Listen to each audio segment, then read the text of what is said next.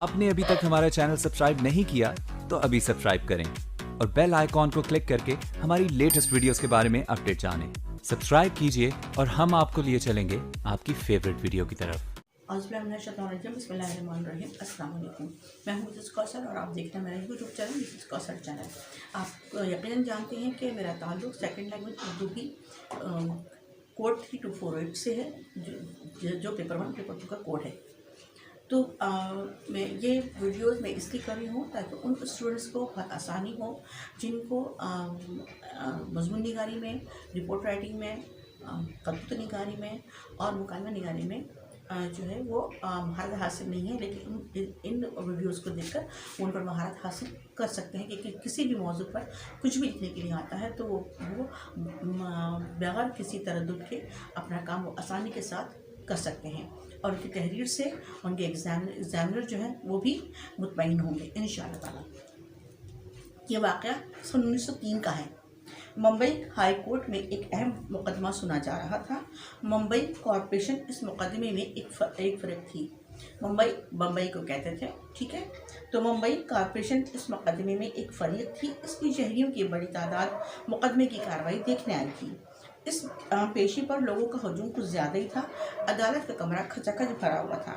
لوگوں کو اندر آنے سے روکنے کے لیے عدالت کے دروازے بند کر دیے گئے تھے۔ اس ہجوم میں ایک مسلمان بیرسٹر عدالت کے کمرے میں داخل ہوا اور باوقار انداز میں چلتا ہوا اس حصے کی طرف بڑھا جو وکیلوں کے لیے مخصوص تھا۔ یہاں بھی ساری کرسیاں بھری ہوئی تھیں۔ نوجوان بیرسٹر نے ایک نظر کرسیوں پر بیٹھے ہوئے تمام وکیلوں پر ڈالی اور یہ دیکھ کر کہ ایک کرسی پر ایک ایسا شخص بیٹھا ہے جو بہرحال وکیل نہیں ہے، وہ نوجوان بیرسٹر ان کی طرف بڑھ گیا اور بہت شائستگی کے ساتھ ان سے کہا، جناب مہربانی کر کے یہ کرسی خالی کر دیں، یہ وکیلوں کے لیے مخصوص ہے اور جناب وکیل نہیں ہیں، اور یہ بات ظاہر ہے کہ ساری گفتگو انگریزی میں ہی ہو رہی ہوگی، ٹھیک ہے۔ تو نوجوان مسلمان وکیل نے جس شخص سے کرسی چھوڑنے کے لیے کہا تھا وہ ممبئی کارپوریشن کا انگریز صدر جیمز میک ڈونلڈ تھا۔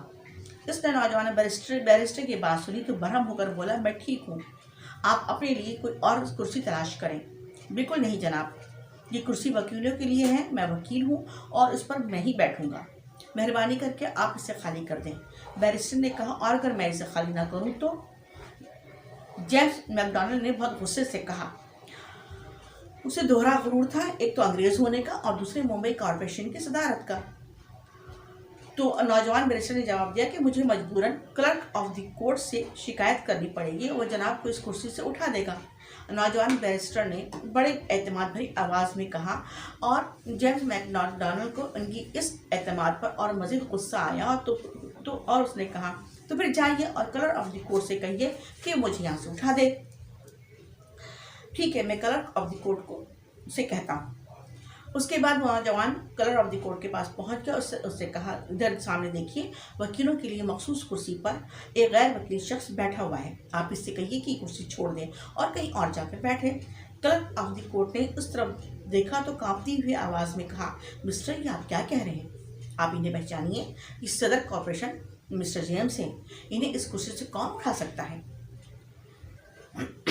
تو نوجوان بیرسٹر نے کہا، اچھا، تو اس کا مطلب یہ ہوا کہ آپ اپنے فرائض انجام دینے کے قابل نہیں ہیں، آپ سے ایک قانونی حق استعمال کرنے کے لیے کہہ رہا ہوں اور آپ مجھے صدر کارپوریشن سے ڈرا رہے ہیں، مہربانی کر کے اپنا فرض ادا کیجیے، مسٹر جیمز کو اس کرسی سے اٹھائیے ورنہ میں جج صاحب کے پاس جا رہا ہوں۔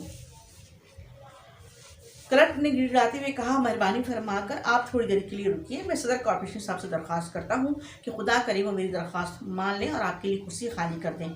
یہ کہہ کر کلرک اپنی جگہ سے اٹھا اور جیمز سے کرسی خالی کرنے کی درخواست کی۔ اب صاحب بہادر بھی معاملے کی نزاکت کو سمجھ چکے تھے، انہیں اندازہ ہو گیا تھا کہ کرسی خالی نہ کی تو یہ بیرسٹر معاملہ اور اوپر تک لے کے جائے گا۔ وہ کرسی سے اٹھے، کھڑے ہوئے اور اس کرسی پر بیرسٹر وہ اطمینان سے بیٹھ گیا۔ یہ مسلمان وکیل جس نے ممبئی کارپوریشن کے صدر سے اپنا جائز اور قانونی حق منوا لیا اور اسے مجبور کر دیا کہ وہ قانون اور افراد کے حقوق کا احترام کرنا سیکھے، کوئی اور نہیں، ہمارے قائد محمد علی جناح تھے۔ اللہ حافظ۔